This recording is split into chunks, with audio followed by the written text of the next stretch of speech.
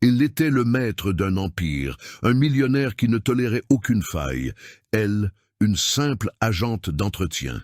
Quand il la renvoya pour être arrivé en retard, il n'imaginait pas que la raison de son retard ferait pleurer de honte tout le hall d'entrée. Le son des chaussures coûteuses d'Antoine Dubois résonnait sur le marbre poli du hall. Il s'arrêta, le visage un masque de glace, au moment précis où Sophie Moreau entra en courant par la porte vitrée, la poitrine haletante, le visage pâle d'angoisse. En retard. Encore une fois, sa voix trancha l'air comme une lame. Les employés qui passaient ralentirent le pas, les yeux fixés sur la scène. Sophie tenta de reprendre son souffle, la main sur le cœur. « Monsieur Dubois, je peux tout vous expliquer, s'il vous plaît. »« Expliquer » l'interrompit-il en haussant le ton pour que tout le monde entende. « Vos explications paient le salaire des employés qui arrivent à l'heure. Vos explications nettoient le sol. » Le visage de Sophie s'embrasa de honte. Des murmures se répandirent dans l'espace. Elle n'était plus une personne, elle était un exemple de ce qui arrivait quand on enfreignait une règle dans son entreprise. Le silence qui suivit fut lourd, chargé d'humiliation. Antoine la dévisagea, le regard vide de toute émotion. Il s'approcha, baissant la voix à un sifflement cruel qu'elle seule pouvait entendre. « Prenez vos affaires. Vous êtes renvoyé. » Le monde de Sophie s'écroula avec ces 4 mots. La panique lui glaça le sang. « Non, s'il vous plaît, monsieur, j'ai besoin de ce travail, » implora-t-elle, la voix brisée. Mais il lui avait déjà tourné le dos, se dirigeant vers son ascenseur privé, sans un regard en arrière, la laissant paralysée au milieu du hall, sous le regard de dizaines de personnes. Immobile, Sophie sentit ses jambes flageoler. Sa main, tremblante, chercha dans la poche de son uniforme quelque chose qui n'y était pas, et de ses doigts sans force, un petit objet tomba, produisant un son presque inaudible sur le marbre froid. Un porte-clés, un minuscule ours en peluche, usé, et auquel il manquait un œil. Ce son, pourtant, fut un coup de tonnerre dans son esprit, et le hall disparut. Soudain, elle se retrouva 6 mois en arrière. L'odeur n'était pas celle de la cire de luxe, mais de l'antiseptique. Le bruit n'était pas celui des chuchotements, mais du bip constant d'une machine.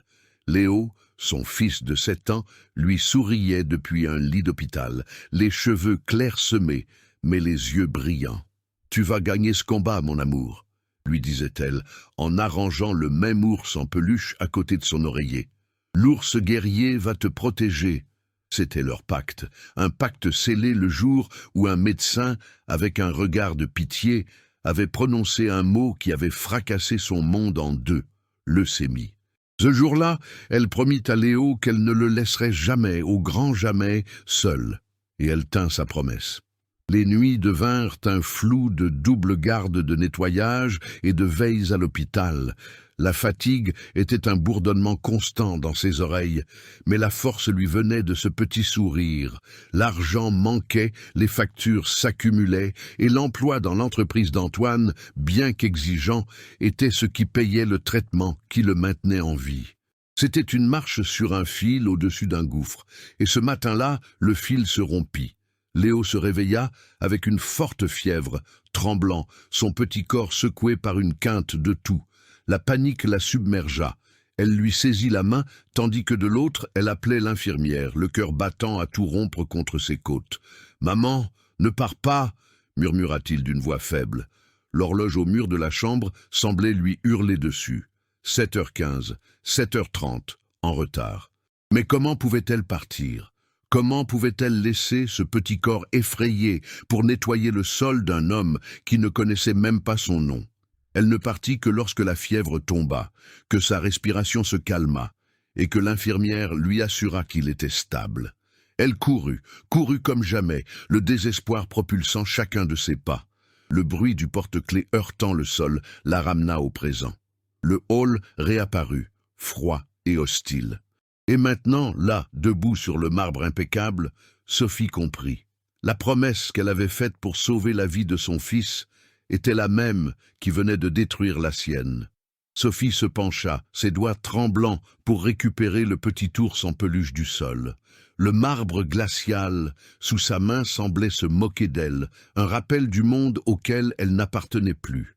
Un monde d'ordre, de règles inflexibles, d'hommes comme Antoine pour qui un retard était un péché capital, et non le symptôme d'un cœur paniqué. L'envie de crier, de courir après lui et de lui jeter au visage la vérité sur les nuits blanches, sur l'odeur d'hôpital imprégnée dans ses vêtements, sur la peur qui était sa compagne de tous les instants, l'étouffa. Mais à quoi bon? Pour lui, elle était invisible, une pièce jetable dans l'engrenage de son empire. Son désir n'était pas celui de la justice ou de la vengeance. Il était plus primitif, plus urgent. C'était le désir d'entendre le rire de son fils résonner dans un parc, pas le son de sa toux dans une chambre stérile. C'était le désir d'acheter ses médicaments sans avoir à choisir entre la nourriture et la pharmacie. Le désir de voir Léo fêter ses 8 ans. Chaque jour de travail dans cette tour était une petite victoire contre la maladie qui tentait de lui voler son garçon. Maintenant, avec l'ours dans la main et l'écho des paroles d'Antoine dans sa tête, la victoire semblait impossible. Le conflit n'était plus entre arriver à l'heure et s'occuper de son fils. Il était entre la vie et la mort, et elle venait de perdre sa seule arme. Elle sortit de l'immeuble, le soleil du matin l'aveuglant un instant. La rue était un fleuve de cadres pressés, de voitures de luxe et de vitrines qui exposaient un monde d'abondance qui semblait être de la fiction. Chaque pas loin de ce gratte-ciel était un pas vers une impasse. Elle marcha sans but, le bruit de la ville devenant un bruit blanc. Son esprit était une calculatrice cruelle. Il lui manquait 200 € pour boucler le loyer du petit appartement qu'elle avait à peine le temps d'appeler son foyer. Il y avait la facture d'électricité, en retard. Et, par-dessus tout, il y avait le nouveau médicament que le médecin avait mentionné lors de la dernière consultation. Un médicament importé, expérimental, cher, mais qui représentait une nouvelle chance, une lumière au bout du tunnel. Une lumière qu'Antoine venait d'éteindre d'une seule phrase. Sophie se souvint avoir vendu l'alliance de sa mère, le dernier bijou de famille, pour payer la première séance de chimiothérapie. Elle se souvint d'avoir fait des doubles gardes, nettoyant des bureaux vides à l'aube, son corps suppliant le repos, son esprit fixé sur l'image du visage pâle de Léo. Chaque sacrifice, chaque goutte de sueur semblait avoir été vain. Les préjugés étaient un ennemi silencieux. Les quelques entretiens qu'elle avait décrochés avant cet emploi se terminaient par un regard méfiant lorsqu'elle mentionnait avoir un enfant avec des besoins particuliers. Être une mère célibataire était un désavantage. Être la mère d'un enfant malade était une condamnation. Ses pas la menèrent, par instinct, au seul endroit où son cœur trouvait refuge. Elle ne rentra pas chez elle. Elle alla à l'hôpital. En entrant dans l'aile pédiatrique, l'odeur familière de désinfectant et le son des dessins animés à la télévision de la salle de jeu l'enveloppèrent. C'était son véritable univers. Là, elle n'était pas l'agente d'entretien en retard. Elle était la maman de Léo, une guerrière dans une légion de pères et de mères qui menaient la même bataille silencieuse. Elle trouva Léo assis sur son lit, un carnet de dessins sur les genoux. Il lui sourit en la voyant, un sourire qui était le soleil de sa vie. « Maman, tu es venue tôt ?» Le nœud dans sa gorge se serra. Elle se força à sourire, s'asseyant à côté de lui. « J'ai réussi à avoir ma journée, mon amour. Qu'est-ce que tu dessines ?»« C'est l'ours guerrier, dit-il en montrant le dessin d'un ours avec une cape de super-héros. Il se bat contre les monstres. » Sophie le serra dans ses bras, humant l'odeur de ses cheveux, essayant d'absorber sa force. À ce moment, le docteur Isabelle Lambert, l'oncologue, entra dans la chambre avec une tablette à la main et un regard doux mais sérieux. « Sophie, je suis contente de vous voir. Je devais justement vous parler. Les résultats des derniers examens sont arrivés. Le traitement actuel ne fait plus l'effet que nous espérions. » L'air quitta les poumons de Sophie. « Qu'est-ce que ça veut dire ? Ça veut dire que nous devons commencer le traitement importé le plus vite possible. Idéalement la semaine prochaine. Je vais demander à l'administration de préparer les documents et le devis pour vous. » Le mot « devis » tomba comme une enclume. Le médecin sourit, essayant de l'encourager, sans savoir qu'elle enfonçait le dernier clou dans son cœur. Le désir de Sophie était clair comme du cristal. C'était la vie de son fils, là, à quelques centimètres d'elle, en train de dessiner des super-héros. Le conflit était un monstre bien plus grand que ceux du dessin. Un mur d'argent et d'indifférence qu'elle, désormais sans emploi et seule, n'avait aucune idée de comment franchir. Le mot « devis » flottait dans l'air de la chambre d'hôpital, un mot froid, clinique, qui pour Sophie sonnait comme une sentence de mort. Elle regarda Léo, si absorbé par son dessin de l'ours guerrier, si innocent de la tempête qui se formait autour de lui. Un nœud de panique et d'impuissance se forma dans sa gorge, si serré qu'il l'empêchait de respirer, et son esprit, tel un traître, l'arracha de cette chambre et la rejeta dans l'enfer de ce matin-là, la forçant à revivre, avec des détails atroces, le moment où son espoir avait été anéanti. Le souvenir la frappa non pas comme un murmure, mais comme un cri. Elle était de nouveau dans le hall, le petit ours en peluche à la main, le dos d'Antoine s'éloignant vers l'ascenseur privé. Un instinct de survie, féroce et désespéré, cria plus fort que la honte. Ce n'était pas pour elle, c'était pour Léo. L'image de son visage, pâle et fiévreux ce matin-là, se superposa à la silhouette arrogante de son patron. Elle devait essayer. La fierté était un luxe qu'elle ne pouvait pas se permettre.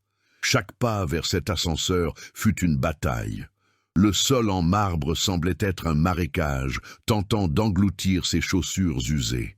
Les regards des autres employés étaient comme des aiguilles sur sa peau. Elle pouvait entendre leurs pensées. « Qu'est-ce qu'elle fait? Elle n'a aucune dignité. Laisse tomber, c'est fini. » Mais l'amour d'une mère pour son fils est une force de la nature, une force qui ne connaît pas la honte. Elle atteignit le groupe juste au moment où les portes en acier brossé de l'ascenseur s'ouvrirent. Antoine n'était pas seul. Il était flanqué de 3 de ses plus importants directeurs, 2 hommes et une femme, tous vêtus de costumes coûteux qui valaient de plus que le loyer de Sophie pour une année entière. Il riait de quelque chose qu'Antoine avait dit, un cercle fermé de pouvoir et de privilèges. L'arrivée de Sophie fut comme une pierre jetée dans un lac tranquille. Les rires s'éteignirent, l'air devint lourd. Les directeurs la toisèrent de la tête aux pieds, leur visage passant de la surprise à la gêne, puis à un mépris voilé. Monsieur Dubois, sa voix sortit tremblante mais audible. « S'il vous plaît, 1 minute, c'est tout ce que je demande. » Il se tourna, non pas avec l'irritation à laquelle elle s'attendait, mais avec quelque chose de bien pire. Un ennui amusé. Un sourire fin et cruel joua sur ses lèvres. Il regarda ses directeurs, puis de nouveau vers elle, comme un biologiste exhibant un spécimen curieux. « Regardez, » dit-il, la voix calme et professorale, en s'assurant que tout le monde pouvait entendre. Un cas d'étude fascinant en temps réel. La persistance de la médiocrité. Les directeurs échangèrent des regards, incertains de la réaction à adopter. Sophie sentit le sang quitter son visage. « Monsieur, ce n'est pas ça, j'ai juste besoin... » Ma tenta-t-elle de nouveau, mais il leva la main pour la faire taire. « Non, non, je vous en prie, » continua-t-il, savourant chaque mot, transformant son humiliation en une leçon pour son équipe. Observez le langage corporel, les épaules voûtées, le regard suppliant. C'est l'incarnation de la mentalité de victime. Ces gens croient que leurs circonstances personnelles leur donnent le droit d'être une exception. Ils confondent pitié et opportunité. Il fit un pas vers elle, l'odeur de son parfum cher l'enveloppant, l'étouffant. « Vous croyez que vos problèmes sont uniques, n'est-ce pas? Vous croyez que le monde vous doit quelque chose? Laissez-moi vous donner un cours de commerce gratuit. Le succès ne se construit pas sur des excuses. Les empires ne s'érigent pas sur des histoires tristes. Ils se construisent sur la discipline, la responsabilité et par-dessus tout, les résultats. Des choses que vous, de toute évidence, ne comprenez pas. » À chaque mot, Sophie se sentait rapetisser, se recroqueviller, jusqu'à devenir un point insignifiant dans ce hall immense. Le monde autour d'elle commença à se déformer. Le bruit de la climatisation, les clics lointains des claviers, la respiration des directeurs, tout semblait venir de sous l'eau. Son esprit hurlait la vérité. « Mon fils est malade, il a besoin de moi, j'ai besoin de ce travail pour le sauver. » Mais sa gorge était nouée, les mots coincés sous le poids écrasant de ce mépris public. L'un des directeurs, un homme plus âgé aux cheveux gris, laissa échapper un petit rire obséquieux. Une leçon précieuse, Antoine. La directrice, une femme élégante, détourna le regard une seconde, une ombre de malaise traversant son visage, avant d'être remplacée par un masque de neutralité professionnelle. Leur complicité silencieuse était presque aussi douloureuse que la cruauté d'Antoine. Ils étaient témoins de sa démolition, et leur inaction était un verdict. Sophie baissa les yeux, incapable d'affronter ces visages. Elle vit son reflet déformé dans le marbre poli, une silhouette pathétique, brisée. Elle se souvint du dessin de Léo, de l'ours avec la cape de super-héros. Elle était venue pour se battre, pour être la guerrière de son fils, mais elle était là, désarmée, abattue, sans avoir porté un seul coup. La force qui l'avait poussée jusque-là s'évanouit, ne laissant qu'un vide glacial. Antoine se délecta du silence, l'apogée de sa performance. La pitié, conclut-il, sa voix résonnant d'une finalité terrible, est le poison de la productivité. C'est un luxe que cette entreprise n'offre pas. Il se tourna vers l'ascenseur. Le spectacle est terminé. Nous avons un empire à gérer. Lui et son équipe entrèrent dans l'ascenseur. Personne ne se retourna. Sophie resta immobile, regardant les portes métalliques se fermer. Pendant une brève seconde, elle y vit son propre reflet, un visage souillé de larmes silencieuses, avant que l'image ne soit coupée en deux et ne disparaisse. Les portes se fermèrent avec un son doux et définitif, scellant son destin. Ce son la ramena au présent. Elle était toujours dans la chambre d'hôpital. Le dessin de Léo entre les mains. Le souvenir et la réalité fusionnèrent en une seule et insupportable vague de douleur. L'humiliation du passé était maintenant le carburant de la terreur de l'avenir. Elle n'avait pas seulement perdu un emploi, elle avait perdu la bataille avant même que la guerre pour son fils n'ait réellement commencé. Tandis que Sophie se noyait dans le désespoir dans la chambre d'hôpital, au 23e étage de la tour Horizon, la conscience d'une autre personne était en ébullition. Chloé Martin, une analyste junior du département marketing, était assise à son bureau, l'écran de l'ordinateur brillant de feuilles de calcul et d'emails non lus. Mais elle ne voyait rien de tout cela. Son esprit était bloqué dans le hall, quelques heures plus tôt. Elle avait été l'une des spectatrices silencieuses de l'exécution publique de Sophie. Issue d'une famille simple qui s'était battue pour lui donner une éducation, Chloé était entrée au groupe Horizon, les yeux brillants d'idéalisme, persuadée d'être à l'endroit où le mérite était récompensé. Au cours de ces 6 premiers mois, elle avait appris la dure vérité. Le mérite était une monnaie, mais le pouvoir était le coffre-fort. Ce à quoi elle avait assisté ce matin-là n'était pas l'application d'une politique d'entreprise. C'était un acte de pur sadisme, un sport sanglant pour un homme blasé par son propre pouvoir. Elle avait vu la façon dont M. Dubois avait démonté Sophie, mot par mot, le plaisir dans ses yeux en la transformant en exemple. Et elle avait vu quelque chose que les autres n'avaient peut-être pas remarqué. Le petit porte-clés en forme d'ours qui était tombé de la main de la femme et la manière désolée dont elle l'avait ramassé avant de partir. Ce petit détail, un aperçu d'une vie personnelle au milieu de la brutalité de l'entreprise, était resté gravé dans sa mémoire. L'injustice de la scène lui avait donné la nausée, et le silence complice de tous, y compris le sien, lui pesait sur l'estomac. L'ironie macabre de la situation atteignit son paroxysme 1 heure plus tard, lors d'une réunion d'équipe. Le sujet était le lancement de la campagne caritative annuelle d'Horizon, et le bénéficiaire de cette année était l'hôpital pédiatrique municipal. Le directeur du marketing, un homme qui souriait avec les dents mais jamais avec les yeux, présentait les diapositives avec un enthousiasme forcé. Il y avait des photos d'enfants souriants, des slogans comme « Horizon s'engage »,« Construire des avenirs plus sains » et des maquettes d'un chèque géant que M. Dubois remettrait en personne lors d'une cérémonie pour la presse. Dans son email, le PDG avait écrit « Notre plus grande responsabilité en tant que leader du marché est l'empathie. C'est de tendre la main à ceux qui mènent des batailles que nous ne pouvons pas voir et de leur montrer qu'ils ne sont pas seuls. » Chloé faillit s'étouffer en lisant « L'empathie ».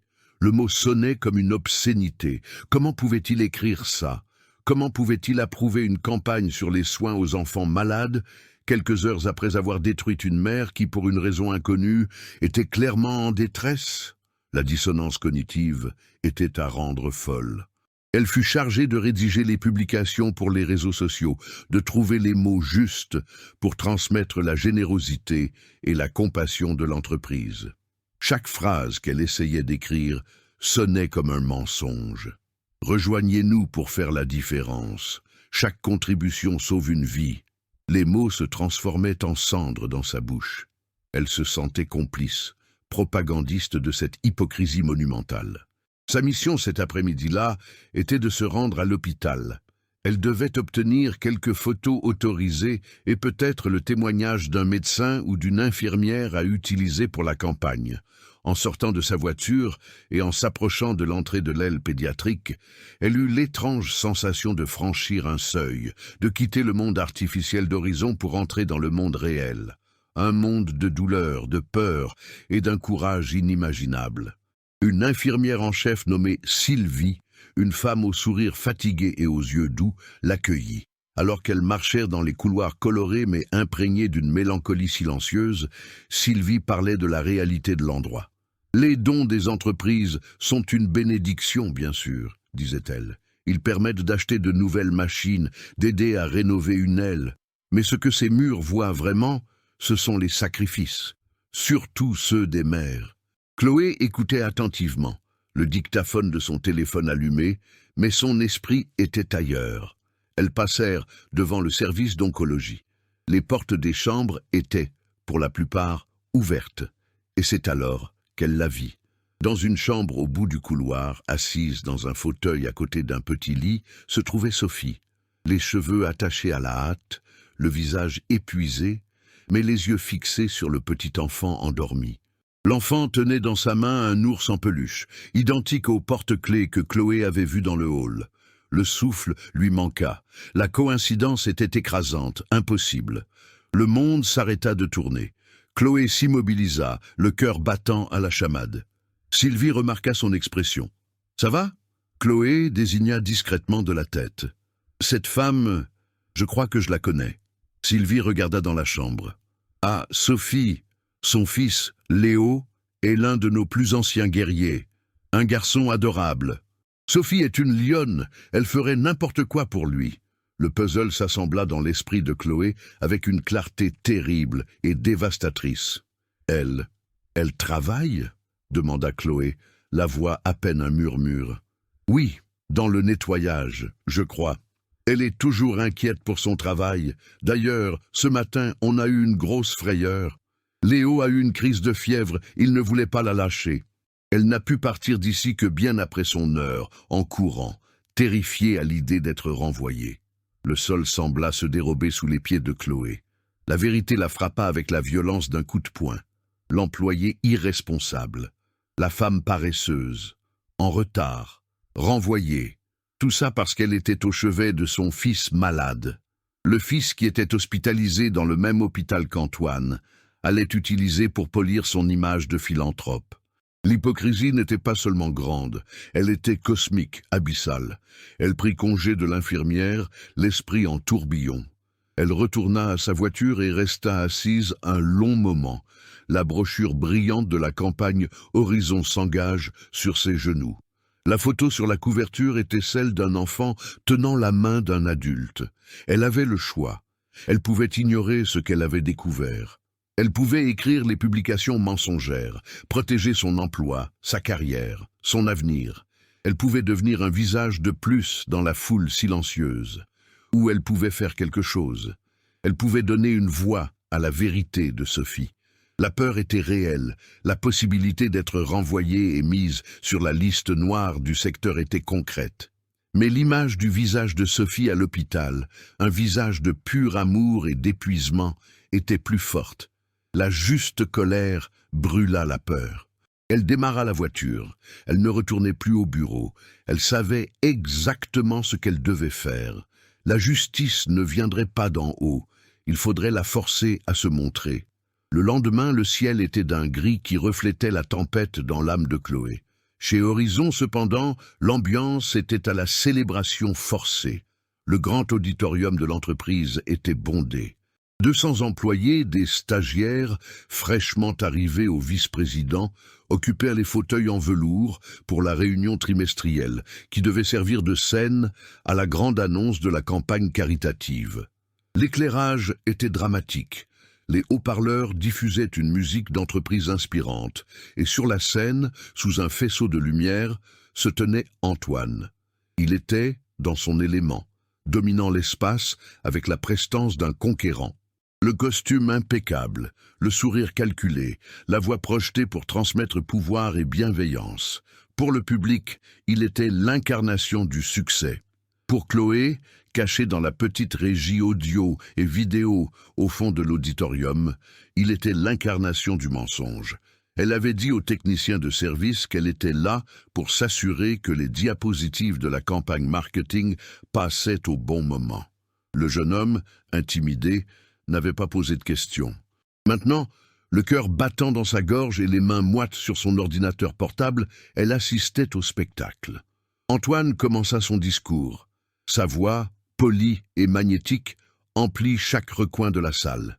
Il parla de chiffres de vente records, de la conquête de nouveaux marchés, de l'innovation implacable qui maintenait Horizon au sommet. Mais ensuite, il changea de ton, rendant sa voix plus douce, plus intime. C'était la partie du discours sur l'âme de l'entreprise. « Mais que sont les chiffres ?» demanda-t-il, de manière rhétorique, en arpentant la scène. « Que sont les profits ? Ils ne sont que le sous-produit de quelque chose de bien plus grand. Ils sont le résultat d'une culture. Et la culture d'Horizon est bâtie sur un pilier fondamental, les gens. Nous ne construisons pas seulement des solutions, nous construisons des héritages. Et aucun héritage n'est complet s'il n'est pas partagé avec la communauté qui nous permet de prospérer. » Pendant qu'il parlait, Chloé ouvrit le fichier sur son ordinateur. C'était une unique photo prise par l'une des infirmières avec la permission de Sophie pour un panneau d'affichage interne de l'hôpital. Une photo qui capturait un univers de douleur et d'amour. Antoine continua, l'hypocrisie suintant de chaque syllabe. C'est pourquoi cette année, notre initiative Horizon s'engage se concentre sur une cause qui nous touche tous, la santé de nos enfants. Nous sommes fiers d'annoncer un partenariat avec l'hôpital pédiatrique municipal, un lieu de miracle où de petits guerriers livrent des batailles gigantesques chaque jour. Chloé sentit un frisson. Petit guerrier. Il n'avait aucune idée à quel point il était proche de la vérité. La peur l'assaillit, une vague glaciale de panique. Elle pensa à sa carrière, au sacrifice de ses parents. Un seul clic, et tout cela pourrait prendre fin. Elle serait la paria, l'employé insubordonné qui avait commis un suicide professionnel. Elle serait écrasée et oubliée. Un instant, son doigt hésita sur la souris. Elle pourrait simplement fermer l'ordinateur, quitter la régie et laisser le spectacle continuer. Personne ne le saurait jamais. Mais alors, l'image sur son écran sembla la regarder. La main épuisée de Sophie sur la tête de Léo, le profil endormi du garçon, la dignité silencieuse qui émanait de la scène. Il ne s'agissait plus seulement de Sophie. Il s'agissait de chaque personne qui avait un jour été humiliée par un homme comme Antoine. Il s'agissait de la vérité. La colère, pure et juste, consuma la peur. Elle positionna le curseur. Antoine arrivait au point culminant de son discours, les bras ouverts dans un geste de fausse magnanimité. Parce que chez Horizon, nous croyons que la vraie force, la vraie mesure de notre succès, ne réside pas dans nos coffres, mais dans notre capacité de compassion. À cet instant précis, au sommet du mot « compassion », Chloé cliqua. Sur les 3 écrans géants derrière Antoine, le logo bleu brillant de « Horizon s'engage » disparut. Une seconde, l'écran devint noir, un vide qui attira le regard de tous. Et puis, l'image apparut, remplissant la scène. Ce n'était pas un graphique de profit ou un slogan marketing. C'était la photo de Sophie et Léo.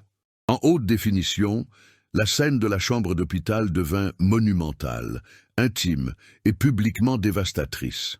La fatigue sur le visage de Sophie, l'amour inconditionnel dans son geste, la fragilité de son fils. Un murmure parcourut l'auditorium. Les gens se penchèrent en avant, confus. Qu'était-ce? Une erreur technique? Antoine, sentant le changement d'énergie dans la salle, cessa de parler. Il se retourna et fit face à l'image. Son expression passa de la confusion à l'irritation en une fraction de seconde. « Qu'est-ce que c'est que ça? Les techniciens... » commença-t-il à dire, mais sa voix fut coupée. La voix de Chloé, amplifiée par le système de sonorisation, résonna dans l'auditorium. Elle n'était pas forte, mais elle était si claire et si inattendue qu'elle imposa un silence absolu. « Ceci, » dit Chloé, la voix tremblant légèrement, mais gagnant en force à chaque mot, est la compassion dont parlait notre PDG. Tous les visages se tournèrent vers la cabine vitrée au fond, où l'on pouvait voir la silhouette solitaire de Chloé. Elle s'appelle Sophie. Jusqu'à hier, elle était agente d'entretien dans cet immeuble. Et voici son fils, Léo. C'est l'un des petits guerriers de l'hôpital pédiatrique municipal. Il a une leucémie. Un souffle collectif, un son de choc et de compréhension balaya le public. Antoine resta figé sur scène, son visage blêmissant sous les lumières. « Sophie a été renvoyée hier par Monsieur Dubois, » continua Chloé, sa voix maintenant ferme comme l'acier. « Renvoyée devant tout le monde dans le hall, pour être arrivée en retard. La raison de son retard est que son fils, Léo, a eu une convulsion fébrile, et elle a refusé de le laisser seul jusqu'à ce qu'il soit en sécurité. » Le silence qui suivit fut le plus lourd que cet auditorium ait jamais connu. Ce n'était pas un silence de respect, mais de jugement. 200 pères dieux passèrent de la photo gigantesque au visage d'Antoine, et vice-versa. L'histoire était racontée. L'hypocrisie était nue, exposée à la vue de tous. Le masque de bienveillance d'Antoine se désintégra. Sur son visage, une succession d'émotions se livrait bataille, la fureur de l'insubordination, la panique de l'exposition, mais par-dessus tout, une honte profonde et indéniable. Il ouvrit la bouche pour parler, pour se défendre, pour crier, mais aucun son ne sortit. Il était un roi nu sur sa propre scène. Les cadres qui l'applaudissaient regardèrent maintenant leurs chaussures. La femme qui avait détourné le regard dans l'ascenseur le fixait maintenant avec un mépris non dissimulé. Chloé porta le coup de grâce. Avant de signer un chèque pour les caméras, peut-être devrions-nous nous demander ce que le mot compassion signifie vraiment. Elle coupa le micro. L'image de Sophie et Léo resta sur les écrans, un témoignage silencieux et puissant. Antoine resta seul sur scène, une figure petite et pathétique, noyée sous la lumière des projecteurs et le poids écrasant de la vérité. Antoine n'attendit pas la fin de la réunion. Il ne dit pas un mot. Il se retourna simplement et descendit de la scène, se déplaçant comme un automate à travers une mer de visages choqués. Pour la première fois de sa vie, il se sentit petit, exposé, un imposteur dans son propre royaume. Le long chemin du retour à son bureau, normalement une parade de pouvoir flanquée de subordonnés respectueux, devint une marche de la honte. Personne ne le regardait dans les yeux. Le silence qui le suivait était plus assourdissant que n'importe quelle accusation. En arrivant dans son bureau au dernier étage, la forteresse de verre d'où il commandait son univers, il ferma la porte à clé. Le silence y était différent. C'était le son d'un vide, le son d'un homme qui avait tout et qui venait de découvrir qu'il n'avait rien. Il s'approcha de la baie vitrée, mais la ville qui s'étendait à ses pieds, témoignage de son ambition, semblait maintenant se moquer de lui. Il vit son reflet dans la vitre et, pour la première fois, il ne vit pas le titan de l'industrie, mais un homme vieux et amer, un écho vide de ses propres cruautés. Son regard tomba sur le seul objet personnel de son bureau impeccable, un petit cadre en argent caché derrière l'écran. Dedans, la photo jaunie d'un jeune Antoine, souriant, à côté d'une adolescente avec le même sourire, sa sœur, Élise. Le souvenir, une tombe qu'il avait gardée scellée pendant 20 ans, se brisa. Il n'était pas seulement un jeune ambitieux à l'époque, il était un bourreau de travail, obsédé par la construction d'horizons à partir de rien. Élise était malade, une maladie rare que les médecins peinaient à comprendre. Elle appelait et il promettait de lui rendre visite le week-end. Le week-end arrivait et une nouvelle crise au travail le retenait. La semaine prochaine, je te le jure, Lily, disait-il. La semaine prochaine devint son plus grand regret. Il était à la réunion qui allait définir l'avenir de son entreprise, la réunion qui allait le rendre riche, quand son téléphone vibra avec insistance. Il le mit en sourdine. Quand il sortit enfin de la salle, des heures plus tard, le contrat signé et l'avenir assuré, il y avait 12 appels manqués. Il n'eut pas besoin de rappeler pour savoir. Il avait manqué les derniers moments de sa sœur pour garantir un avenir qui, sans elle, avait toujours semblé creux. Il ne se le pardonna jamais. À la place, il érigea des murs autour de son cœur, transformant sa douleur en une armure de froideur. La discipline impitoyable qu'il exigeait des autres n'était qu'un reflet de la haine qu'il éprouvait pour sa propre faille. La photo de Sophie et Léo n'avait pas seulement exposé son hypocrisie, elle l'avait forcé à affronter le fantôme d'Élise. Le dévouement féroce de Sophie, son sacrifice, était tout ce qu'il n'avait pas été. Poussé par une force qu'il n'avait pas ressentie depuis des décennies, Antoine prit les clés d'une voiture banale au fond d'un tiroir et descendit par l'ascenseur de service. Il conduisit jusqu'à l'hôpital pédiatrique, non pas en tant que PDG, mais en tant que pèlerin en quête d'absolution. Il trouva la chambre de Léo. Par l'entrebâillement de la porte, il vit Sophie lire une histoire à son fils, sa voix douce, un baume au milieu des bips des machines. Il frappa, doucement. Sophie se retourna, et en le voyant, son corps se raidit. Elle se plaça instinctivement entre lui et le lit de Léo, une lionne protégeant son petit. « Que voulez-vous ici » demanda-t-elle, la voix basse mais ferme. Antoine entra, et l'armure avait disparu. L'homme en face d'elle semblait fragile, brisé.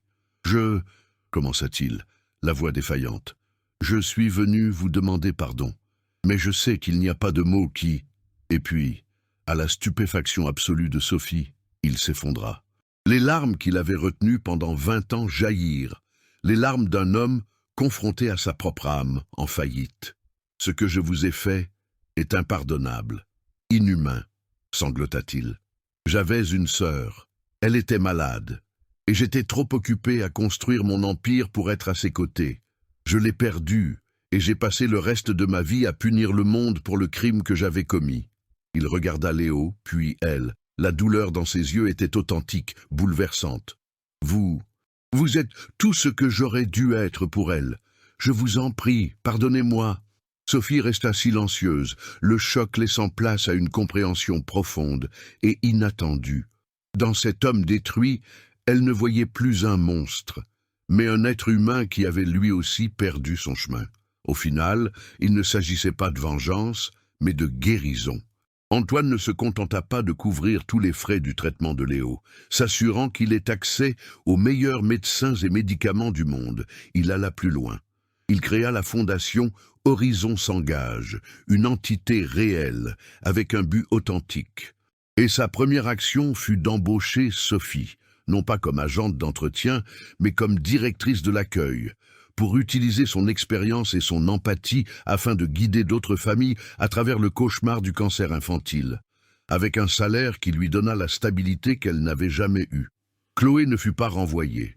Elle fut promue présidente de la fondation, son courage devenant la nouvelle boussole morale de l'entreprise. Antoine devint une présence constante à l'hôpital, non pas pour les caméras, mais pour lire des histoires aux enfants, sa voix portant désormais une chaleur qu'il pensait avoir perdue à jamais. Il apprit, de la plus dure des manières, qu'un empire bâti sur l'indifférence n'est qu'un château de sable, et que la vraie force ne réside pas dans le fait de ne jamais tomber, mais dans le courage de s'agenouiller et de demander pardon. L'histoire de Sophie et Antoine nous rappelle une vérité puissante. Derrière chaque visage que nous croisons au quotidien, il y a une bataille que nous ignorons.